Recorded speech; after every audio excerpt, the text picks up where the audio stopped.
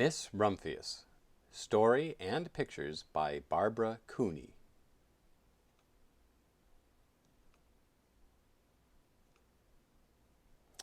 The Lupine lady lives in a small house overlooking the sea.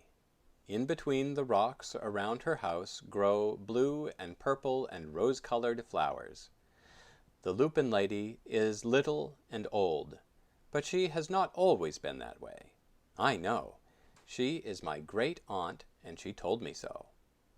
Once upon a time she was a little girl named Alice, who lived in a city by the sea. From the front stoop she could see the wharves and the bristling masts of tall ships. Many years ago her grandfather had come to America on a large sailing ship. Now he worked in the shop at the bottom of the house, making figureheads for the prows of ships and carving Indians out of wood to put in front of cigar stores. For Alice's grandfather was an artist. He painted pictures, too, of sailing ships and places across the sea. When he was very busy, Alice helped him put in the skies. In the evening, Alice sat on her grandfather's knee and listened to his stories of faraway places. When he had finished, Alice would say, "When I grow up, I too will go to faraway places, and when I grow old, I too will live beside the sea." "That is all very well, little Alice," said her grandfather, "but there is a third thing you must do." "What is that?" asked Alice. "You must do something to make the world more beautiful," said her grandfather. "All right," said Alice, but she did not know what that could be. In the meantime, Alice got up and washed her face and ate porridge for breakfast.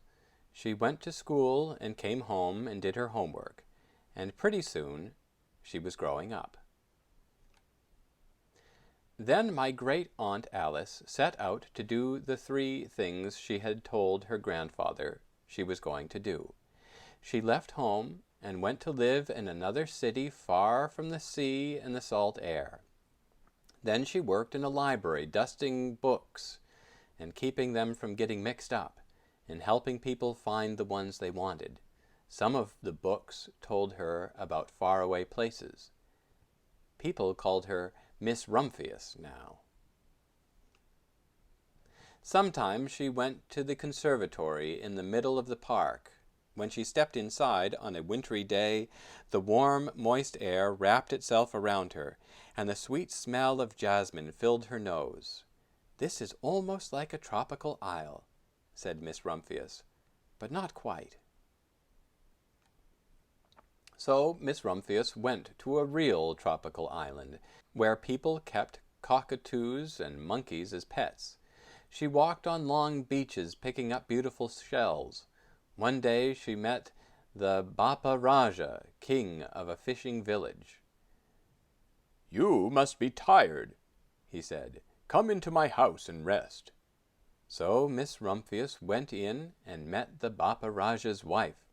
The Bapa Raja himself fetched a green coconut and cut a slice off the top so that Miss Rumphius could drink the coconut water inside.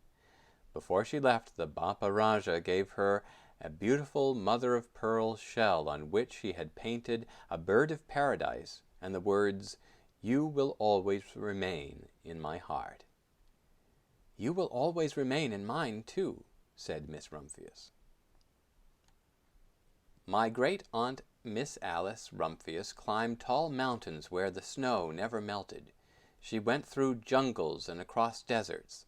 She saw lions playing and kangaroos jumping, and everywhere she made friends she would never forget. Finally she came to the land of the lotus eaters, and there, getting off a camel, she hurt her back. "What a foolish thing to do," said Miss Rumphius. "Well, I have certainly seen faraway places. Maybe it is time to find my place by the sea." And it was, and she did. From the porch of her new house, Miss Rumphius watched the sun come up. She watched it cross the heavens and sparkle on the water, and she saw it set in glory in the evening. She started a little garden among the rocks that surrounded her house, and she planted a few flower seeds in the stony ground. Miss Rumphius was almost perfectly happy. "But there is still one more thing I have to do," she said. "I have to do something to make the world more beautiful." "But what?" "The world already is pretty nice," she thought, looking out over the ocean. The next spring Miss Rumphius was not very well. Her back was bothering her again, and she had to stay in bed most of the time.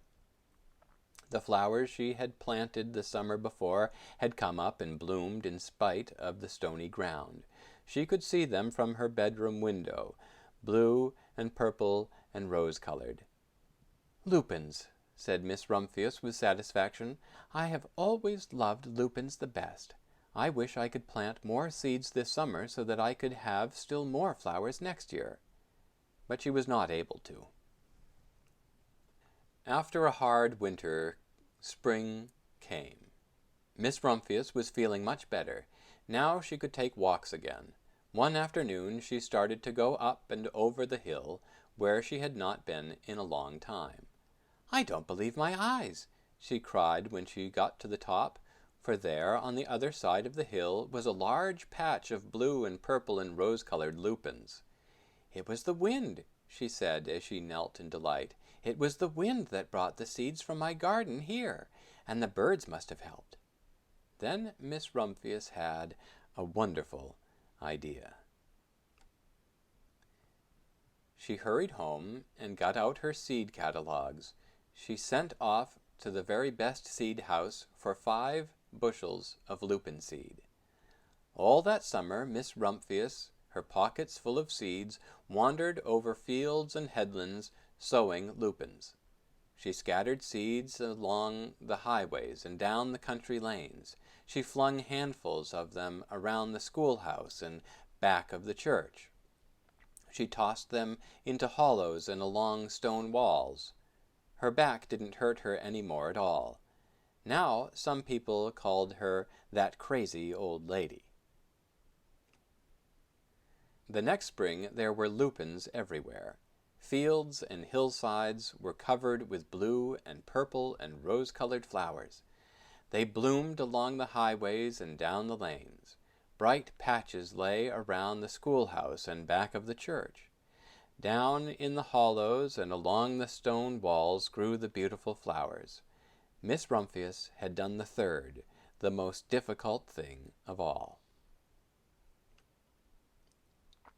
My great-aunt Alice, Miss Rumphius, is very old now. Her hair is very white. Every year there are more and more lupins, and they call her the Lupin Lady. Sometimes my friends stand with me outside her gate, curious to see the old, old lady who planted the fields of lupins. When she invites us in, they come slowly. They think she is the oldest woman in the world. Often she tells us stories of faraway places. "When I grow up," I tell her, "I too will go to faraway places and come home to live by the sea." "That is all very well, little Alice," says my aunt, "but there is a third thing you must do." "What is that?" I ask. "You must do something to make the world more beautiful." "All right," I say. But I do not know yet what that can be.